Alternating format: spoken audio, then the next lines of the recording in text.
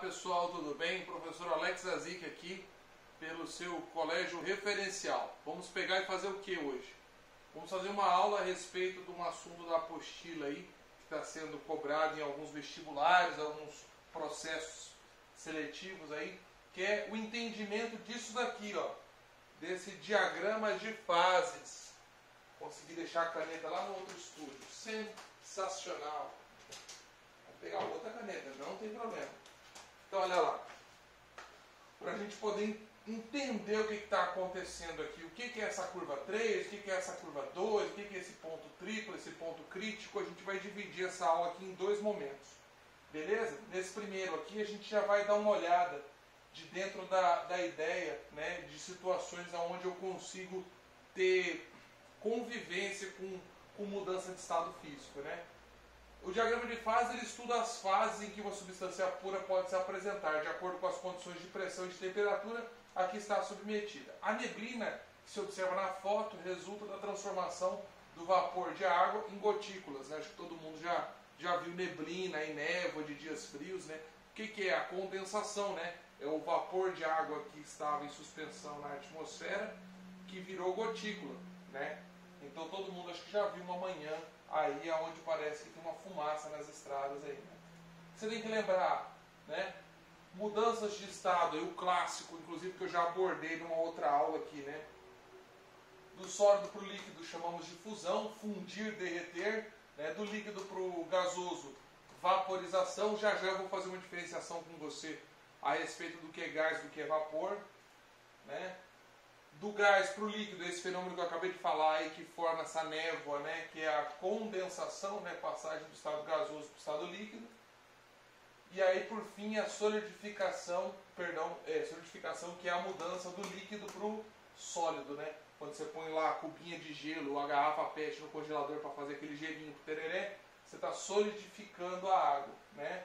E existe ainda o processo mais bruto, né, que é o da sublimação, que é o que acontece na naftalina. Ela passa abruptamente do sólido para o gasoso, né? O processo de sublimação, e o retorno também recebe o nome de sublimação. Alguns livros chamam de ressublimação, mas isso é bem irrelevante, tá? Sólido diretamente para o gasoso diretamente para o sólido, sublimação. Legal, né? Repare o seguinte, que seu caminho do sólido para o gasoso são processos que agregam calor, né? São processos endotérmicos que absorvem calor, né? E se você tem aí um processo onde eu vou do gasoso para o sólido, ou seja, são processos que você dissipa calor, processos de liberação de calor exotérmicos, né? Então vamos lá. As fases em que uma substância se encontra dependem da sua condição de pressão e temperatura, podendo também estar num estado que corresponda ao equilíbrio entre duas ou mesmo entre as três fases. O que isso quer dizer? Que a fase sólida, líquida ou gasosa de uma substância que eu esteja estudando, ela depende aí das condições de pressão e temperatura, né? E ela pode se apresentar ao mesmo tempo sólido e líquido, ou líquido e gás, ou gás e sólido, ou até os três juntos. Representando os diferentes estados da substância, um gráfico de pressão por temperatura, obtém-se o que eu chamo de diagrama de fases da substância. Aqui nós temos o clássico diagrama aí, ó, aonde você tem três regiões, a região do sólido, a região do líquido e a região do gasoso, né? Então, nessas condições de temperatura e pressão, eu tenho a substância que eu estou estudando na situação sólida, beleza? Nessas situações de temperatura e pressão, eu tenho a substância que eu estou estudando líquida. Nessa situação aqui, ó, tudo isso aqui de temperatura e nessas condições de pressão, eu tenho o que eu estou estudando gasoso. Beleza? Não é difícil, até intuitivo até ler isso. Professor, o que é esse ponto branco? Esse ponto branco é chamado de ponto tríplice. É um ponto onde simultaneamente essa condição de pressão específica, de temperatura específica, satisfaz para que eu tenha sólido, líquido e gasoso ao mesmo tempo. Massa isso, né? Existe isso? Existe. Né? Olha lá. Então o que eu tenho aqui? Ó? Essa curva aqui, ó, essa primeira curva, é uma curva onde eu tenho sólidos e líquidos, ou seja, é uma curva de fusão, dessa substância. porque ela está ligando duas regiões, né, sólido mais líquido, uma região de fusão. Essa outra curva aqui, ó, é uma curva onde eu tenho ligado líquido e gás. Então é uma curva de vaporização. Legal, né? Ebulição ou vaporização. E a última aqui, ó, vai ser essa região aqui onde eu estou ligando sólido e gás.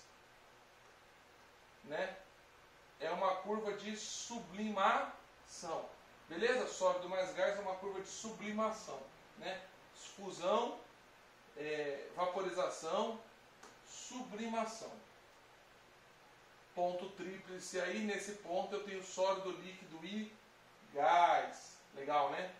Então olha lá. Então o que eu falo aí? Aqui eu fiz só um compilado disso que eu já falei com você aqui agora. Se eu tiver que dar nome, essa primeira curva chama-se curva de fusão. Delimita as regiões correspondentes às fases sólida e líquida. Cada ponto dela é representativo de um estado de equilíbrio entre essas fases.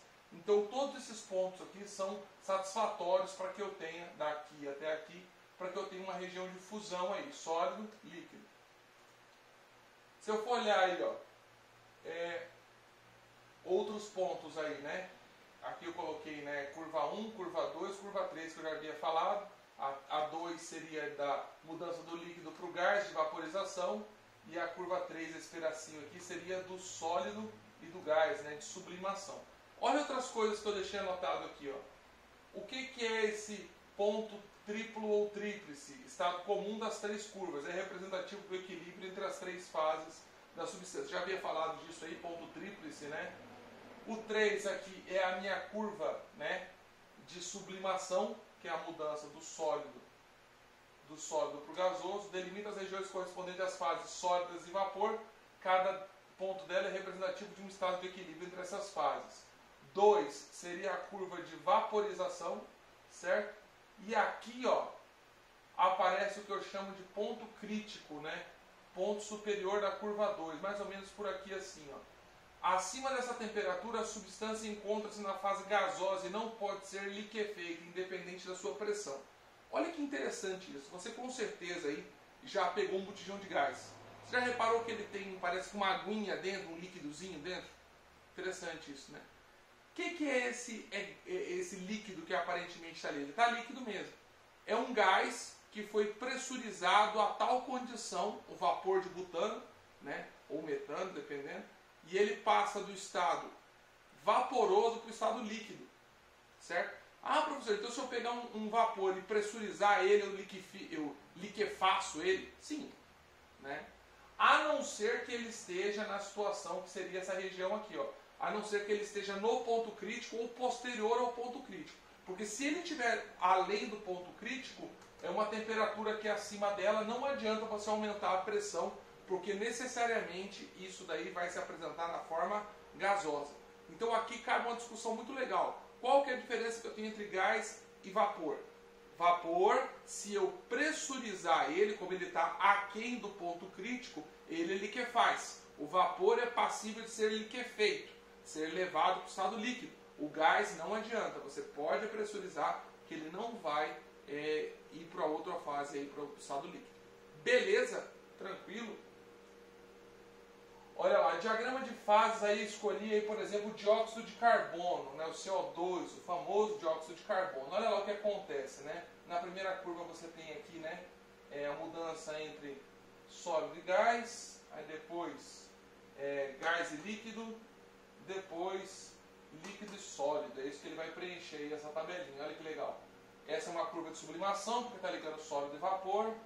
Essa é uma curva que está ligando sólido e líquido, curva de fusão. Essa é uma curva de vaporização que está ligando líquido e vapor. Interessante, né? O dióxido de carbono ele tem uma característica marcante, né? É uma substância que quando aquecida o volume aumenta, né? Então 90% das substâncias são assim. Quando você aquece, ela tende a ter uma expansão, né, no seu volume, né? Nada de novo, né? Olha lá, aí tem o ponto tríplice aqui, né, onde eu consigo ter os três, né? Os três estados agregados, né? E aqui eu tenho o ponto crítico, né, nessa temperatura aqui, que não adianta eu pressurizar o dióxido, que ele não vai tornar-se líquido, ele já é definitivamente gasoso, ó. Então daqui para cá eu tenho gás, daqui para cá eu tenho vapor, né? Aqui, ó, Ele deu até o valor aí do ponto tríplice do dióxido de carbono, menos 56 graus Celsius, numa pressão de 5 atmosferas. O ponto aqui, ó, crítico para o dióxido de carbono ser gás 31 graus Celsius, é relativamente fácil, né? E uma pressão de 73 atmosferas. Desse ponto em diante, ele não mais será liquefeito. Beleza? Substância que reduz de volume quando aquecida. Quem que é? A água. A água é o que a gente chama de material anômalo, né? Se você pegar o diagrama dela, olha lá. Essa curva aqui, no outro, era, ó, essa curvinha aqui, ó. Essa. Repara, na maioria dos materiais, ela é virada para cá, ó.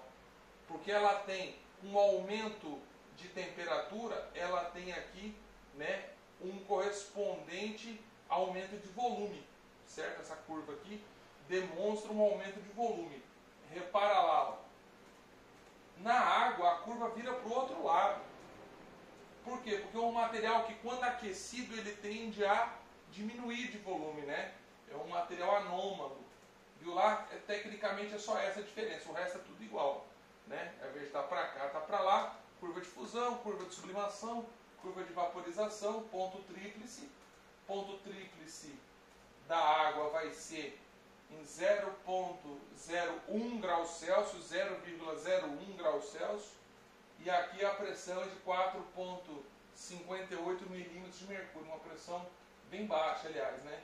Aí aqui, ó, para a água, né, tornar-se gás, 374 graus, né? A partir dessa condição, a água é unicamente gasosa, não adianta eu aumentar a pressão, que ela não se tornará vapor. E a pressão absurda de 218 atmosferas. Interessante perceber isso, né?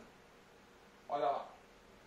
Exercíciozinho para você aprimorar o seu jutsu. Dado o diagrama das fases de uma substância, pergunta-se que mudança de fase ocorre quando a substância passa do estado A para o estado B e quando passa do estágio B para o estágio C. Ah, de graça, né, pessoal? De B para C, como é que é o nome desse processo? Né? De B para C eu tenho fusão, né? De A para B, eu tenho fusão, né? Ele só fiz uma animação aqui, ó, de A para B, a primeira pergunta, a outra pergunta é de B para C, aí ficou aqui de A para B eu tenho uma fusão, né? E de B para C eu tenho vaporização. Beleza? Tranquilo, né? Bem facinho, não tem muito o que pensar não, de graça aí, né? Vaporização. Beleza, uma outra questãozinha aí um pouquinho melhor, vamos dar uma olhada? No diagrama de fases da água, né? É uma versão simplificada dele aí, né? Você tem aqui o ponto tríplice, você tem aqui um ponto TA, um ponto TB, perdão. As temperaturas TA e TB são respectivamente, ora, TB é uma temperatura que está ligando uma região de sólido com líquido. Pertence a essa curva, né? E TA está nessa curva aqui que liga sólido e líquido, né? E se eu pensar numa curva aqui, ó, que liga líquido e gás, eu tenho aqui o TB que compõe um pedaço dessa curva, né? Então eu posso dizer que isso aqui é um ponto normal de fusão, e isso aqui é um ponto normal de vaporização ou de ebulição. Legal? Então resposta correta aí, letra A de amor. Tranquilo, né? Só ler o gráfico aí e apontar a faca aí. Olha lá, questão da sua apostila, página 329, exercício número 1. No alto das montanhas pode-se formar grandes geleiras.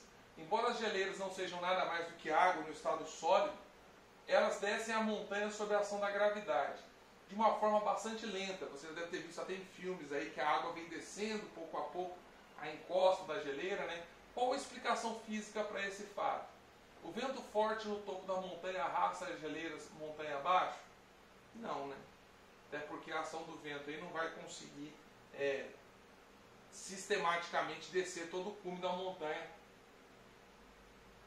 Se assim fosse, ia chegar um período onde você teria o topo de uma montanha aí, tipo Himalaia, sem gelo nenhum, e isso não é verdade, porque o vento atua o tempo todo. Se ele tivesse essa capacidade, uma hora o cume ia ficar totalmente sem gelo.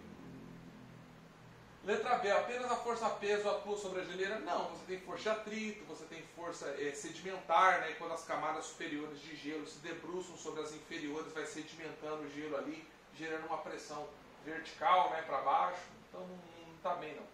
Letra C, o gelo é muito liso por natureza e o coeficiente de atrito entre a geleira e a montanha praticamente é desprezível. Também não, né? Você tem aí que o gelo ele consegue se depositar em várias toneladas aí, porque o gelo é fofo, né? Então, por mais que gelo sobre gelo seja liso, uma vez que a neve se deposita uma sobre a outra, ela tem uma capacidade sedimentar muito grande, né? Então, ela consegue se sustentar ali. Sobrando a letra D, o aumento da pressão na parte de baixo da geleira acaba derretendo o gelo, que temporariamente entra no estado líquido, desprendendo a geleira da montanha. Agora sim.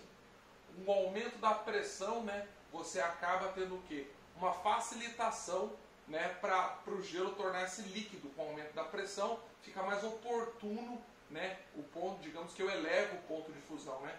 E o que acontece? Esse gelo torna-se líquido e acaba gerando aí, desprendendo a geleira da montanha. Legal, né? Então a resposta correta é letra D de dragão. Tranquilo? Bora lá fazer mais um para a gente encerrar essa nossa aulinha de hoje, né? Já eu posto mais um vídeo aí falando a respeito dos diagramas de fase. Uma das substâncias mais importantes para os seres vivos, a água, está oferecendo preocupação, pois está ameaçada de diminuição da natureza. Exercício número 2 da página 329. Exercício número 2 da página 329. A água, papapá, está oferecendo preocupação, pois está ameaçada de diminuição da natureza, onde pode ser encontrada nos estados sólido, líquido e gasoso. Tendo como referência a água, analise as afirmativas abaixo, indicando nos parênteses se é verdadeiro ou falso. Para que ocorra a mudança de estado físico da água a pressão constante, sua temperatura permanecerá constante e ocorrerá a troca de calor com o ambiente. Perfeito, a gente falou a respeito disso daí, quando a gente falou lá das mudanças de fase, né? Uma vez que a água absorve calor, qualquer material na verdade absorvendo calor, ele estabiliza a temperatura e usa esse calor que está adentrando nesse corpo que eu estou estudando para promover a mudança de fase. E é isso que ele fala, ó, na aula anterior. Sua temperatura permanece constante, mesmo tendo troca de calor com o ambiente, no caso ocorrendo a absorção, né? Então essa primeira está correta e está verdadeira essa definição. Segundo, para que ocorra a evaporação da água do suor na nossa pele, deve ocorrer a absorção de energia para o nosso corpo. Não, na verdade o que a gente faz? A gente doa energia térmica para essas gotículas, né, do suor, e esse suor vai evaporando, né? Então essa segunda aí está, infelizmente, descrita aí, né? E na terceira parênteses, para que certa quantidade de calor entre em ebulição, para que certa quantidade de água entre em ebulição, a temperatura ambiente, é necessário que seja diminuída a pressão sobre ela. Tá certo. O que acontece no processo de ebulição? Eu vou falar disso aí no próximo vídeo com mais ênfase. Quando a água ebule, logo imediatamente à superfície do líquido, você tem uma camada ali que virou vapor. Quando ela vira vapor, ela libera, ela tem uma baixa de pressão, né, sobre a superfície do líquido. Então essa água que prontamente desprendeu-se do estado líquido, né, daquele foi do líquido para o gasoso, ele gera um alívio na superfície do líquido, que propicia ainda mais esse processo da ebulição. Então olha lá, para que certa quantidade de água entre em ebulição, a temperatura ambiente, é necessário que seja diminuída a pressão sobre ela. Então o que acontece? Se eu pegar, você deve ter visto essa experiência, você pega uma seringa com um pouquinho de água, né, uma água aí a 30, 40 graus, e puxa o êmbolo, né, aí você abre um vácuo na seringa, e acaba que, pasme, aqueles 40 graus que a água está ali, aqueles 50, são suficientes para a água ebulir, porque você aliviou a superfície do líquido aí, deixando que ele passasse para o estado vaporoso. Então está correto, fica como resposta correta a letra C de casa, de como é bom estudar. Legal essa matéria, né? Eu achei interessante. Para você que quer estudar mais, página 329 e 330, 329, 330, exercícios 3, 4 e 5. É isso aí, uma aula legal, um assunto interessante que está ligado aí com todo mundo que usa cozinha, né? Que usa casaco, enfim. É massa essa matéria. falta mais uma aula ainda a respeito desse tópico, beleza? Um abraço, até o próximo vídeo, tchau!